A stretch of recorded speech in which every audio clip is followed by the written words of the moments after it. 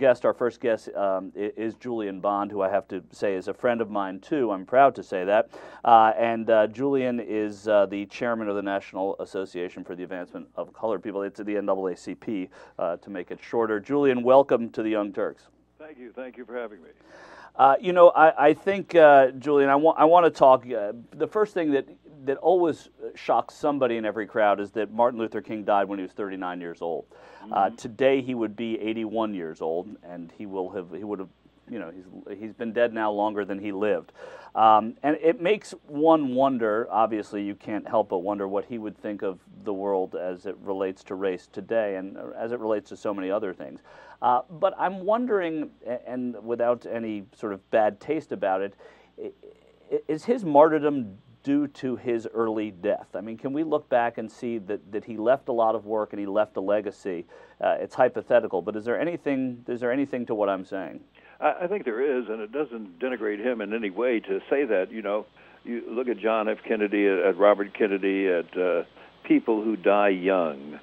We always think of unfinished promise, of what could have been, what might have been, and I think that's certainly true of King. Who knows what works he would have engaged in from the time of his death until today, if he'd lived as long as today, what he'd think about the Obama presidency, how he would have considered it, what relationship, if any, he'd have with President Obama.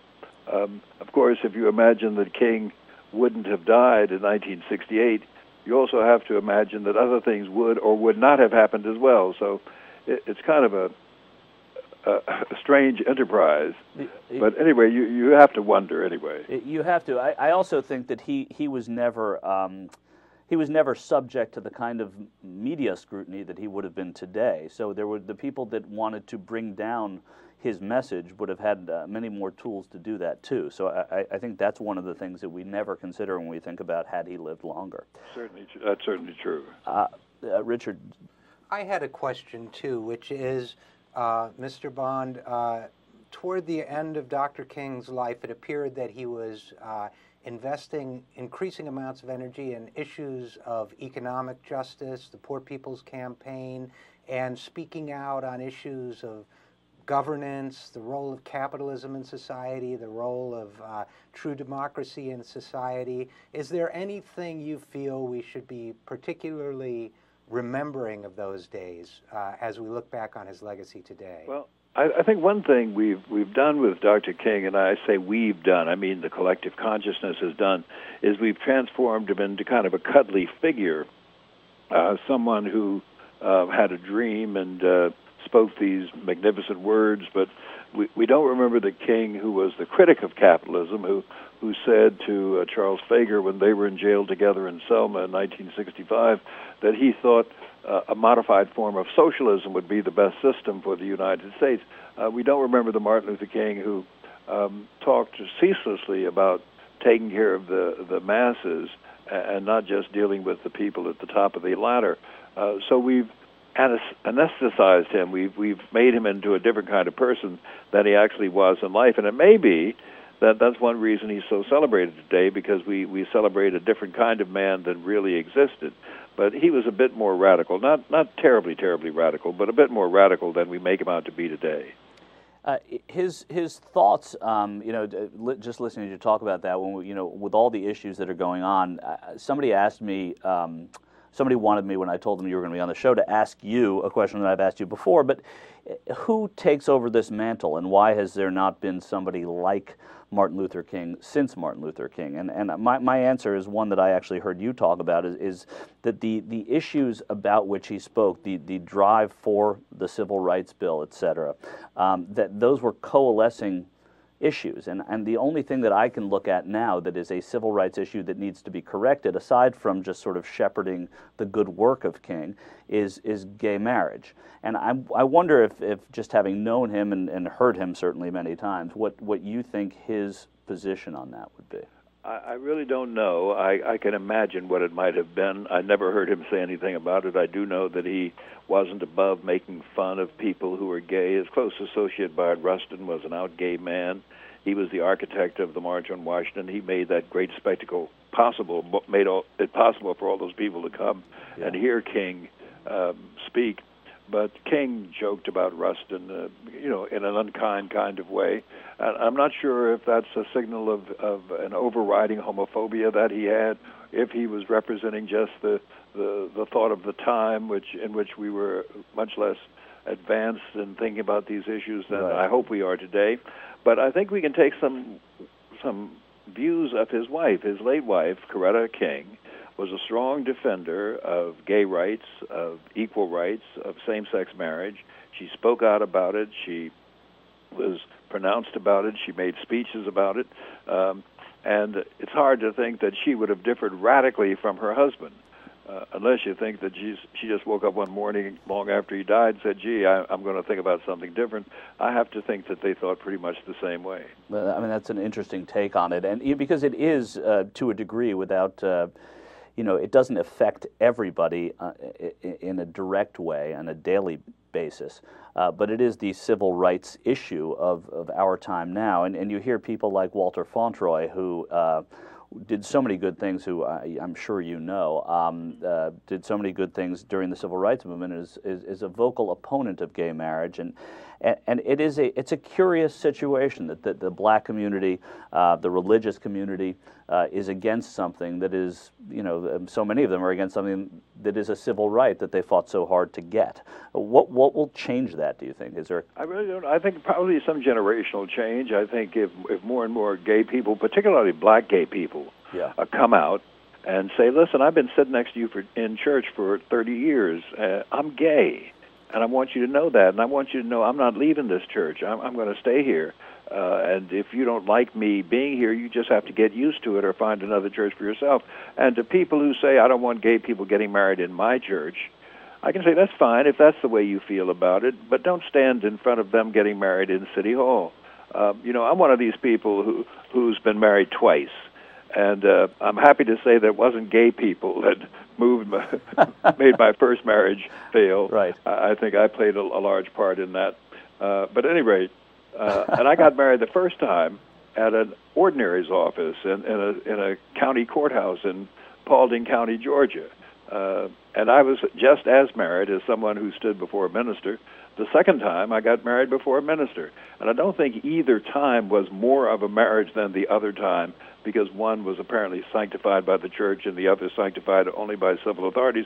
What we should remember finally is that marriage is at its bottom a civil right. And I'm talking about R-I-T-E, a civil right. Yeah. People get married because it offers protections for them that no other status does. And for those of us who have access to marriage, to deny it to others is the cruelest thing we could possibly do. Mr. Bond, as one who has also been married twice, and I think this one is going to stick, I wanted to change the subject slightly. I've heard people say over the years that Dr. King's philosophy might have been changing toward the end of his life, that he might have been revisiting the concept of nonviolence.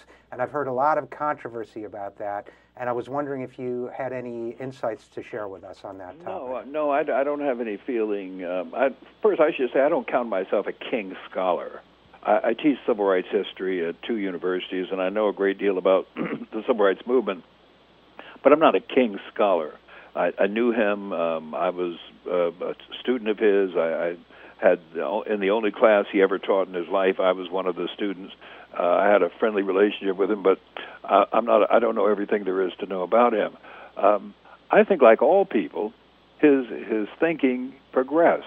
He thought something this year, and maybe 5 years hence, he thought something a little different, thought about something in a little different sort of way. But I think he was set pretty much on the path that I believe he would have followed had he survived the shooting or had he never been shot, that he was a progressive in the standard sense of things. He believed in equal justice. He believed in equal rights. He believed in democracy with a small d. He was a kind of person who believed in fairness and justice, and I think, if anything, he would have become stronger in these convictions, and if new ways were found to promote these convictions, he would adopt those new ways, but I don't think he would have altered them in any measurable way. We're talking to Julian Bond, the chairman of the NAACP. We're speaking on Martin Luther King Jr. Day.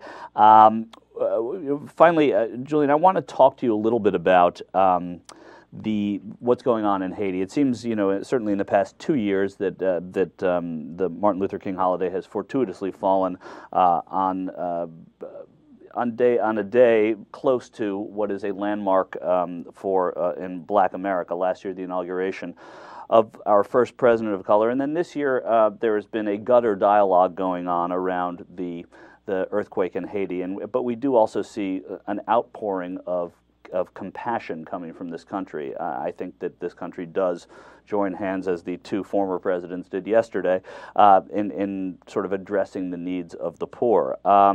What do you see as, we've talked about Rush Limbaugh on the show a number of times now in his remarks. What do you see as the best response, as not even a Kingian response, a Bondian response to that kind of dialogue? Because this kind of dialogue for young Americans... I think the response needs to come from the ditto heads, from the people who make up his audience.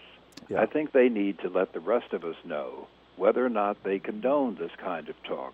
If this kind of ugliness, if this kind of just awful, worst kind of condemnation of others, if this kind of despicable talk is acceptable to them, we need to know that. Because I like to think that some of them, and I know some of them, that some of them are saying to themselves, gee, that's a little too much for me. I can't go that far. So I'd really like to hear from the ditto heads whether or not they're saying ditto to Rush, or whether they're saying, you've gone too far this time. I think you need to back up and say you were sorry. It's a good point. We don't hear enough of that publicly, and this kind of dialogue is new to a lot of people too. There are a lot of young people who were not around when the civil rights movement was starting, and whose only realization of it is that they were born with a black president, so they're appalled at what they're hearing.